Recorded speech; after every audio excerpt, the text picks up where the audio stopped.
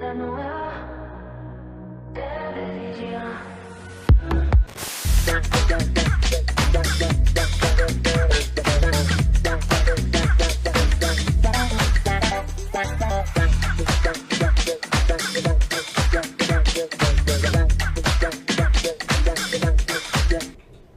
¿Qué tal amigos? Bienvenidos a Índice Económico, el programa de economía de Neo TV, y también estamos en las redes sociales de índice.pe. Yo soy Javier Prialé y hoy me acompaña Carlos Besombes. ¿Cómo está, Carlos? ¿Cómo está, Javier? Sean ustedes bienvenidos a este segundo programa del Índice Económico, donde analizamos y repasamos las principales noticias económicas. Y cuéntanos, Javier, ¿cuáles han sido los principales temas que hemos desarrollado esta semana en Índice? Esta semana, uno de los temas principales que sale los 15 de todos los meses es el crecimiento de la economía peruana. Este mes, el INEI ha reportado el crecimiento del mes de julio, que el PBI ha crecido en 3.41%. Es una tasa que está dentro de lo esperado para la economía. Los actores económicos, en efecto, estimaban una tasa por encima de 3%. Ese 3.41% está en ese nivel. No es un crecimiento muy alto, digamos, ¿no? Porque para que la economía peruana tenga un rendimiento como el que necesita, sobre todo para absorber, por ejemplo, toda la masa laboral que ingresa todos los años al mercado, los jóvenes, entre 14 y 24 años, por ejemplo, se necesita, según estimaciones, por ejemplo, del BBVA, se necesita crecer por lo menos 4%. Si bien crecer 3%, 3.5%, que es lo que se estima este año, tanto el Ministerio de Economía y Finanzas y el Banco Central de Reserva y otras entidades que todas tienen tasas similares, pues todavía sigue siendo un crecimiento insuficiente para lo que el mercado peruano necesita. Sin embargo, comparativamente hablando con otros países, el crecimiento que tenemos hasta el momento y que está proyectado hacia fin de año, pues va a estar en torno a esta cifra, en torno a 3.3% según todas las proyecciones. Así que ese crecimiento ha traído algunas sorpresas, como por ejemplo el sector minero, que todavía tiene un crecimiento bastante bajo. La minería es muy importante en el país porque es uno de los sectores que más peso tiene al momento de medir la producción nacional. La minería es una actividad clave al momento de medir la producción y la economía peruana, y junto con ellos, por ejemplo, también está la manufactura. La manufactura es otro de los indicadores, otro de los sectores que son fundamentales para el crecimiento porque es intensiva en mano de obra. La industria peruana, que es la manufactura, como técnicamente se le llama en el reporte del INEI, está creciendo a una tasa también interesante, a una tasa muy importante, y está de alguna manera sosteniendo el crecimiento en este año, en lo que va del año. Pero además de esto, hay otras sorpresas que traen, como por ejemplo el tema de la producción de gas. En la minería no solamente, el sector se llama minería e hidrocarburos. Si bien la minería tiene un crecimiento más o menos leve, de cerca de 2% en lo que va del año, lo que sí tiene y está deprimido es la producción de hidrocarburos. Y Carlos nos va a contar cómo está este tema, sobre todo la producción de líquidos de gas natural, que es una de las sorpresas que trae este informe del INEI. Así es, Javier. En el mes de julio lo que ha reportado el INEI es que los líquidos de gas natural, y esto es algo que debe interesarle a las amas de casa, porque los líquidos de gas natural es el insumo principal para elaborar los balones de GLP, los famosos balones de 10 kilos que se venden digamos, en los mercados, en los grifos, en estaciones de servicio, en distintos locales y que tienen un montón de marcas. ¿Qué es lo que está pasando? Los líquidos de gas natural, la producción de líquidos de gas natural está cayendo de forma acumulada de enero a julio. Esto es importante para la gente, sí, porque básicamente son 8 millones de peruanos que utilizan balones de GLP en sus domicilios. Entonces, en la medida que decaiga la producción de líquidos de gas natural, mayor será el volumen que se importa. En este momento, como usted debe saber, sobre todo las amas de casa, el balón de gas no baja de 50 soles. Existe la posibilidad o existe el riesgo de que esto incremente su costo. Es muy posible porque, como les repito, a mayor cantidad que se importa, estamos a merced de la volatilidad de los precios internacionales.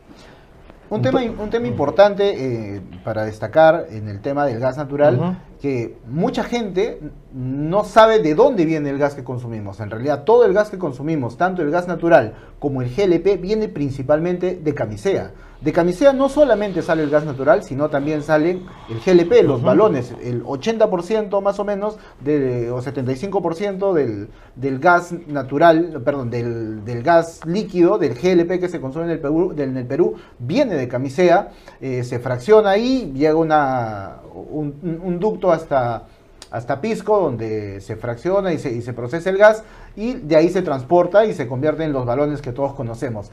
Esa producción de Pluspetrol, en Camisea, en el lote 88 principalmente, pues viene teniendo una caída consecutiva, y es uno de los problemas que el país va a tener próximamente si es que no tenemos suficiente gas, o nuevos descubrimientos de gas, y hay muy poca exploración, Carlos. Así es, Javier. Las reservas de gas natural, según los especialistas y según Perú Petro, no nos da para más de 15 años. Entonces, es un problema a atender. Ya estamos viendo la declinación de la producción de gas natural, los líquidos de gas natural también. Pero, amigos del índice económico, el tema que ha sacudido la noticia económica esta semana tiene que ver con la reforma previsional, el retiro de fondo. Y cuéntanos, Javier, ¿qué es lo que ha pasado en las últimas horas en el Congreso de la República? Sí, justamente nosotros en Índice Económico queremos tocar ahora como tema central de conversación de este espacio que tenemos con ustedes aquí en Neo TV y en las redes de Índice.p, es justamente el tema previsional, que no solamente viene con la reforma del sistema de pensiones, que es el tema que en la última semana ha tenido mucha relevancia y mucho ruido también, sino además se le ha sumado el octavo retiro de los fondos de las AFP que ha sido aprobado por el Congreso de la República de una forma muy veloz, muy rápida. ¿Qué ha pasado en esta semana? Vamos a tratar de explicar el contexto de cómo llegamos a esta situación. Hay que recordar una cosa: la ley de reforma de AFPs no es una ley que ha nacido hace 2 semanas, no es una ley que ha nacido hace un mes o hace 2 meses. La ley de reforma de AFP se aprobó hace un año, en septiembre del 2024. Lo que ha pasado en la última semana es que ha salido el reglamento de la ley. Ahora, la gran pregunta es, el reglamento de la ley, como han dicho muchos políticos, como por ejemplo nuestros amigos de Fuerza Popular, que han sido los impulsores de la reforma, ellos han dicho que el reglamento y el gobierno ha ido en contra de lo que decía la ley y han desnaturalizado su propuesta. En realidad no es tan cierto. Lo que ha pasado en realidad es que la propuesta de Fuerza Popular, en esa propuesta se incluyeron algunos temas adicionales, entre ellos, por ejemplo, la obligatoriedad para que los trabajadores independientes aporten al sistema de pensiones. Y aportar al sistema de pensiones no solamente significa aportar a la AFP, como todo el mundo está hablando, es el aporte o a la AFP o a la ONP. El sistema de pensiones está conformado por el sistema público y por el sistema privado. En el sistema público está la Oficina de Normalización Provisional, que es la ONP, y estaba solamente las AFP hasta antes de la reforma. Actualmente el sistema privado de pensiones, con la reforma, el sistema privado tiene ahora competencia, porque lo que está permitiendo es que otras entidades como bancos, financieras, cajas municipales, entre otros, incluso aseguradoras, puedan ofrecer productos previsionales. Estos cambios vienen con la ley, y lo que se hizo hace un poco más de una semana, bueno, ya casi hace un poco más de 2 semanas, si no me equivoco, más o menos, ¿no? Casi 2 semanas, con el reglamento que ha salido del gobierno, fue justamente, valga la redundancia, reglamentar estos cambios que ya hace un año se habían planteado desde el Congreso. Y hay algunos impactos que trae esta reforma, y que Carlos las puede ir contando. Así es, Javier, como bien señalas, y haciendo una línea de tiempo, lo que ha sucedido con todo el tema previsional en su conjunto es: primero, la publicación de la reforma hace un año, luego la reglamentación de la Ley de Modernización del Sistema Previsional, y acto seguido lo que ha ocurrido es una manifestación principalmente liderada por los jóvenes, y a los 2 días un mensaje de la Presidenta de la República en un acto público, Y la Presidenta de la República lo que dijo es que, contrariamente a lo que venía señalando el Ministerio de Economía y Finanzas, el gobierno iba a apoyar un octavo retiro de fondos previsionales. A los 3 días, la Comisión de Economía priorizó el debate de hasta 27 proyectos de ley que hablaban sobre el octavo retiro. Y algo bastante inusual que nosotros hemos observado es que en el mismo día que se aprueba en la comisión, se agenda en la sesión del Pleno y se terminó aprobando de forma realmente aplastante, contundente, sin ningún voto en contra. Así que lo que tenemos en este momento es un dictamen que autoriza un octavo retiro, que torea de alguna manera la ley de reforma previsional, pero no es lo único que trae el dictamen, Javier. Son 2 temas adicionales. Antes de entrar a ese tema, hay una cosa que creo que es importante mencionar. La reforma del sistema privado de pensiones tiene hoy en día un tinte político muy grande, digamos que es el principal. Se ha dejado de lado todo el debate técnico porque la reforma efectivamente tiene temas que son controversiales. El hecho de que aporten los trabajadores independientes, por ejemplo, ¿no? Porque se les está obligando a que aporten al sistema de pensiones, que se restrinja el retiro del 95.5% de su fondo al momento de la jubilación a los que tienen menores de 40 años, por ejemplo. Ese también es un tema controversial, pero tiene otros temas importantes la reforma, como por ejemplo el abrir la competencia, que el sistema privado no solamente sea conformado por las AFP, sino también por otras entidades como bancos. Es decir, con esta ley, una persona que tiene sus fondos en la AFP podría decidir sacarlos, porque otro cambio importante que viene es que hay libre traspaso en el sistema, tanto en el sistema privado como en el sistema público. Actualmente, alguien que está en la ONP no puede pasar al sistema público, por ejemplo. Alguien que está en la AFP no podría pasar a la ONP. Está prohibido, pero sí podría pasar de la AFP a la ONP, ¿no? Es decir, una persona que gana poco, que gana 1.500 soles, por ejemplo, su capacidad de ahorro no le va a dar para tener una pensión muy alta. Y esa persona le convendría estar en la ONP, porque en la ONP le va a asegurar una pensión fija durante todo el resto de su vida. Probablemente, con las condiciones que existían en su momento, alguien que gana entre 1.500 y 2.000 soles podría tener una pensión de 500 o 600 soles, más o menos. Ese es el estimado que se tiene trabajando más de 30 años de su vida. Es muy poca la pensión que podía recibir en la AFP. Sin embargo, si esa misma persona estuviera en la ONP, probablemente su pensión sería de 800 soles, un poco más.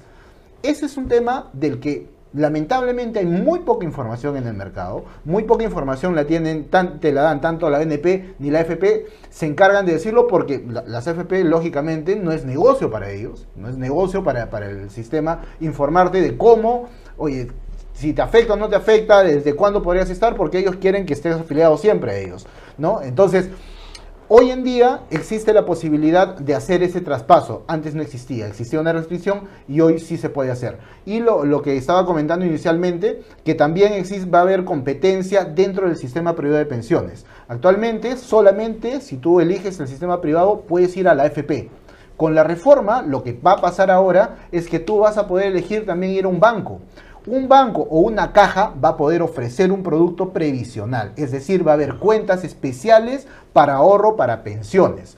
Actualmente las AFP te cobran una comisión, ellos ganan, y esa es la principal crítica que se le hace al sistema privado de pensiones, que es un negocio en el que la AFP nunca pierde, nunca pierde. Uno ve el ejemplo de la pandemia, por ejemplo, donde industrias completas han tenido resultados negativos y catastróficos en muchos casos en sus indicadores empresariales, no han tenido rentabilidad, han tenido pérdidas, y una de las industrias que ha tenido rentabilidad ha sido la AFP. Y tú ves los fondos el fondo y la rentabilidad de las personas en esos años, el afiliado ha perdido rentabilidad, ha tenido rentabilidad negativa, y la empresa administradora ha seguido cobrando comisiones y ha tenido utilidades altas. Ese es el principal cuestionamiento que se les hace a la AFP. ¿Qué se está haciendo ahora? Que creo que es un tema importante que no se ha resaltado, es abrirle la competencia, ¿no? Un banco va a poder ofrecer una cuenta previsional probablemente sin cobrarte comisión, como pasa por ejemplo con una cuenta a plazo. Tú le entregas tu dinero al banco y a cambio te paga una tasa de interés. Y eso Es algo que probablemente está por reglamentarse. La SBS tiene la obligación de reglamentar cómo es que van a funcionar estas cuentas previsionales. Ya han dicho que probablemente en octubre salga el reglamento, pero va a haber competencia. Entonces hay temas que son positivos y que no necesariamente se han ido mencionando. Pero los otros temas que sí han generado controversia, que es justamente lo que me preguntabas hace rato, cuáles son los otros temas que se han incluido en el retiro, son dos temas. Se ha eliminado la obligatoriedad de aporte a los trabajadores independientes, es decir, los trabajadores independientes ya no están obligados otra vez a aportar al sistema de pensiones. Trabajadores independientes, además, Javier, que no tienen la obligación de aportar en este momento. En este momento, según las cifras del INEI, estimados seguidores del índice económico, son alrededor de 5,5 millones de trabajadores que emiten recibo por honorarios, que en este momento no tienen la obligación de realizar aportes con fines previsionales. Más o menos, según las estadísticas, hay unos 100.000 trabajadores que sí lo hacen, pero según la ley de reforma integral del sistema de pensiones, recién a partir del 2028 iban a tener descuentos progresivos de 2 hasta el 5% en el 2034. O sea, lo que nos estás diciendo es que efectivamente los trabajadores independientes iban a estar obligados a aportar al sistema de pensiones, pero no ahorita. Exacto. En el 2028, desde el 2028, ¿cierto? En el siguiente gobierno. En el siguiente gobierno. Exactamente. Entonces, lo que ha hecho este dictamen aprobado en las últimas horas en el Congreso es eliminar esta obligación que tendrían los trabajadores independientes, pero además ha restituido un punto que era muy criticado en la reforma, que era que los trabajadores menores de 40 años no iban a poder acceder al 95,5% de sus fondos al momento de su jubilación. Es uno de los temas más cuestionados y, como tú bien señalas, esta insatisfacción que existe de los afiliados hacia el sistema privado de pensiones es lo que nos hace que a este momento tengamos 8 retiros. 8 retiros, y en este octavo retiro más o menos se calcula que existe un potencial de trabajadores de casi 8 millones de afiliados. Tenemos un gráfico, que van a poder, tenemos un gráfico si podemos ver un poco el impacto exacto, mira, del retiro. Van a ser un poquito más de 7 millones de personas que van a poder acceder a estos fondos. Son 8 millones. El lado azul es al séptimo retiro. ¿Qué pasó en el séptimo retiro? Este es un gráfico de la Asociación de AFPs. Al séptimo retiro se habían retirado hasta ese momento 115.000 millones de soles de todo el sistema privado de pensiones. 115.000 millones. ¿Cuántas personas estaban afiliadas en ese momento? 9.5 millones, eso estamos hablando al séptimo retiro del año pasado, y de ellos 7 millones de personas se habían quedado con 0 soles. De 9.5 millones, 7 millones quedaron con 0 soles. ¿Qué va a pasar ahora con el octavo retiro, Carlos? Saldrían de los fondos más de 26.000 millones de soles. Es decir, las personas o ese dinero se va a inyectar directamente al bolsillo de las personas. Al bolsillo de la gente, y más o menos lo que se calcula es que ese monto potencial, ojo, esto es potencialmente que puede salir, se calcula que es casi el 28% de los actuales fondos que administran las AFPs. Es decir, es una barbaridad de plata lo que va a salir, y que, digamos, hay gente que lo puede utilizar porque tiene una justa necesidad, pero gran parte de esta plata, como se ve en los gráficos que ha mostrado la gente en la SBS, ha inyectado dinero al consumo, Javier. Por ejemplo, ¿cuántos afiliados actualmente tenemos en el sistema? Más de 10.1 millones de afiliados. Lo más probable, si se repite lo que pasó en el séptimo retiro, es que 8 millones de personas van a retirar todo el fondo que tienen y van a quedar en cero. Se van a quedar en 0 soles, o se van a quedar sin nada en el fondo previsional. Y no van a tener, los que tienen actualmente, se van a quedar. Entonces, 1.6 millones no tienen se van a quedar sin saldo, y actualmente hay 1.6 millones de afiliados que no tienen saldo, están afiliados y no tienen plata, y 6.3 millones tienen menos de 1 IT. Es decir, de cumplirse este pronóstico, vamos a tener un poco más de 2 millones de personas que van a tener algo de plata todavía en su fondo. De 10 millones, solo 2 millones se quedarían con algo de dinero dentro de su fondo de pensiones. Así es, Javier, pero mira, hay algo que la gente en este momento, muchos de los que nos están siguiendo, les va a interesar saber, conocer cómo funciona este octavo retiro, ¿no? En este momento, la ley ya está aprobada en el Congreso, tenemos una autógrafa de ley, y en las próximas horas el gobierno tiene que promulgar y publicar esta ley en el diario oficial. A partir de ese momento, la Superintendencia de Banca, Seguros y AFP, la SBS, tiene un plazo de hasta 30 días para sacar el reglamento. Pero este manual operativo no es nuevo, porque al haber 7 retiros previos, básicamente va a ser un copy-pega del reglamento anterior. Y a partir de ese momento, la gente ya va a poder ingresar sus solicitudes de devolución. Nosotros hemos hecho unos cálculos y más o menos estimamos que hacia la quincena de octubre la gente va a poder ya ingresar sus solicitudes y a partir de ese momento, Javier, creo que pasa un mes. Sí, 30 ¿no? días. Se calcula un mes Tienen hasta 30 días las AFPs para que las AFPs les depositen en una cuenta intangible. Cuéntanos, Javier, sobre la intangibilidad de esta cuenta. Sí, cuando una persona, al momento de hacer la solicitud, digamos, una persona que no ha hecho o por primera vez lo va a hacer, tiene que abrir una cuenta en una institución financiera. La AFP, al momento de hacer el trámite, te va a preguntar y te va a decir dónde quieres que deposite el fondo que estás retirando y tienes que abrir una cuenta. Esa cuenta que abres en el banco es intangible también, porque el fondo que te están transfiriendo era intangible, no se podía tocar para otra cosa que no sea pensión, y lo que están haciendo, en la ley dice, esa cuenta también sigue siendo intangible. En la práctica, ¿cómo funciona?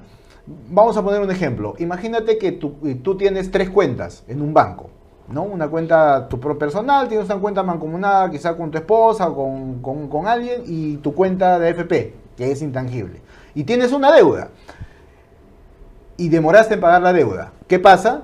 Que usualmente el banco lo que hace es buscar de dónde cobrarte la deuda. Te cobra de tu cuenta personal, de tu cuenta mancomunada, y podría cobrarte de la otra cuenta, pero como es intangible, no la puede tocar. Esa plata de esa cuenta no la puede tocar, incluso para pagar deudas. La única forma que pueden tocar la plata en esa cuenta es por deudas alimenticias. Es decir, si alguien tiene que pagar un juicio por alimentos, pues va a tener que... sí se puede tocar ese recurso que está... Hasta un 30%. Hasta un 30% Exacto. del fondo que tiene acumulado. Pero es una cuenta que tiene cierta protección, pensando en que la persona va a ser consciente de guardar esa plata y no se la va a gastar. Entonces se mantiene la intangibilidad. Cosa que en la práctica no sucede, porque igual la gente gasta la plata. Pero esto que tú señalas, Javier, es interesante porque básicamente ha sido lo que dijo el ministro de Economía y Finanzas, que él, bueno, lo que ha señalado es que él mantiene su posición de que un retiro no es bueno, pero está apelando a la conciencia de las personas. Y aquí nosotros como índice sí nos queremos detener en el rol que ha tenido el Ministerio de Economía, que ha sido bastante preocupante, ¿no? Porque el ministro de Economía, todas las últimas semanas, en espacios donde ha tenido la oportunidad de decirlo, se ha manifestado en contra del retiro. Sin embargo, luego de, digamos, este jalón de orejas que ha recibido por parte de la Presidenta de la República, cambió de postura, ¿no? Finalmente este tema necesitaba un respaldo o un sustento técnico, pero en sus propias palabras lo que él ha dicho es que él no está de acuerdo con un octavo retiro y que la gente tiene que, si piensa hacer algún tipo de retiro de fondos, tiene que hacerlo de forma muy consciente. Pero esto finalmente, Javier, lo que nos revela es una debilidad institucional del Ministerio de Economía y Finanzas. Lo cual es increíble. El Ministerio de Economía y Finanzas siempre ha sido catalogado, por lo menos en los últimos 20 o 30 años, como una de las instituciones más sólidas del país. Y el ministro es el responsable de darle esa solidez y ese respaldo. Sin embargo, hemos tenido en este caso un ministro que durante 2 semanas, o un poco más quizás, se paseó por todos lados diciendo que el gobierno y el Ministerio de Economía se oponía a un octavo retiro. Esa era la posición institucional del Ministerio de Economía y se supone era la posición del gobierno, porque el principal consejero económico de la presidenta es el ministro de Economía. Sin embargo, de pronto, de manera sorpresiva, la presidenta da un mensaje diferente y el ministro de Economía tiene que salir a decir, bueno, el gobierno dice que ya estamos apoyando el tema, ¿no? Y bueno, le hago un llamado a la conciencia, tipo el hermano Pablo, ¿no? Le hago un llamado a la conciencia para que gasten bien su dinero, bueno, por si acaso yo sigo pensando lo mismo, pero la presidenta manda, ¿no? En otras circunstancias el ministro tranquilamente renunciaba, ¿no?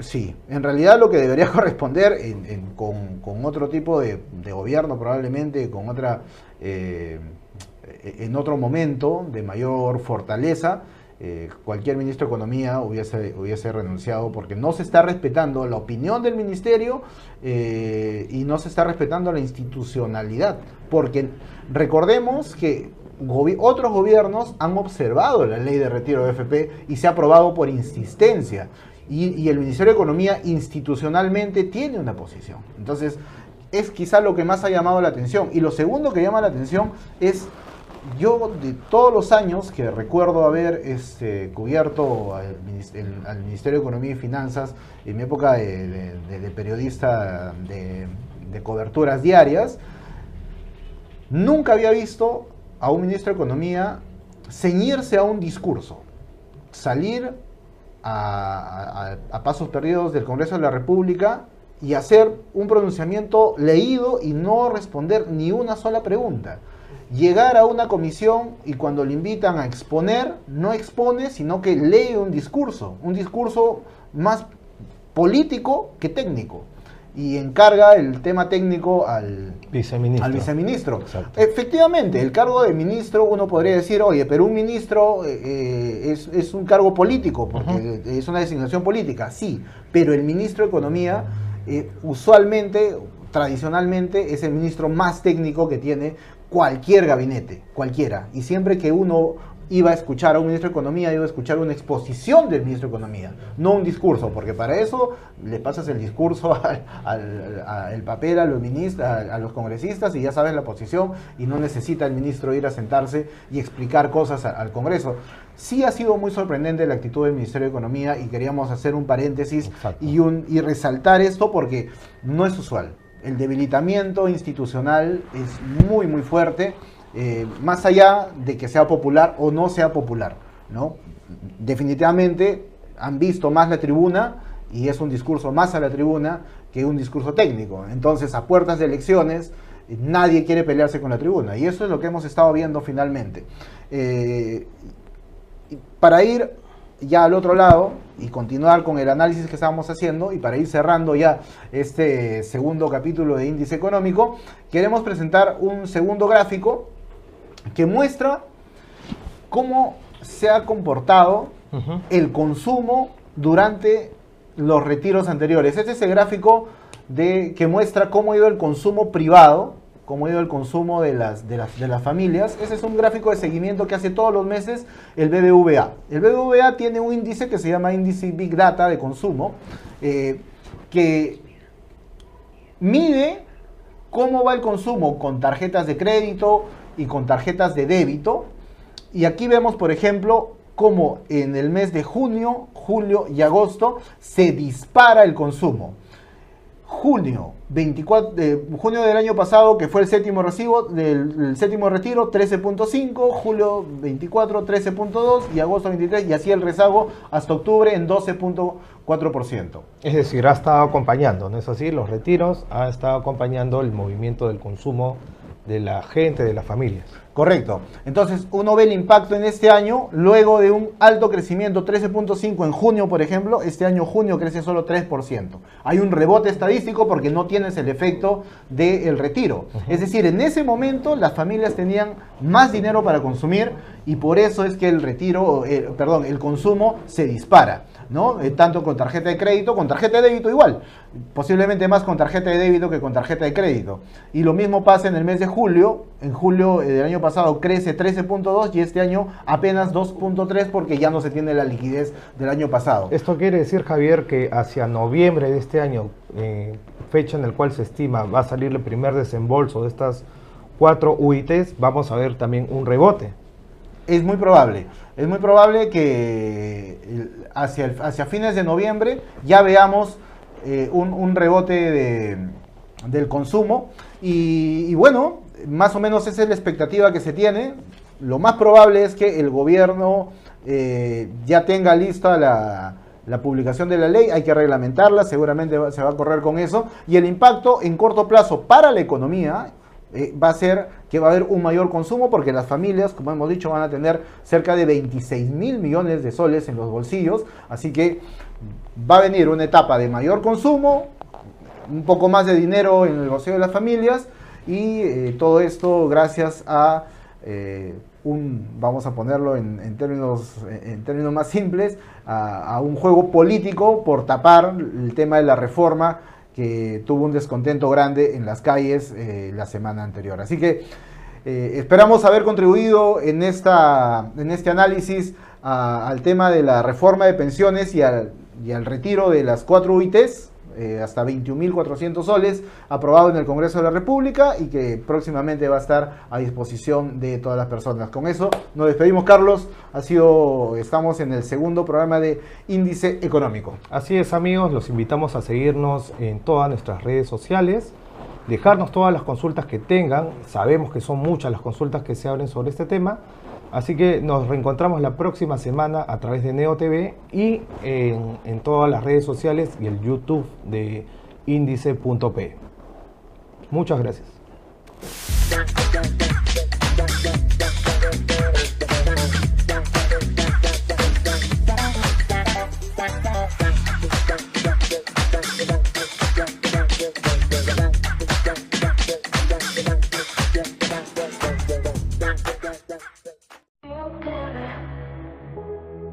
La nueva televisión.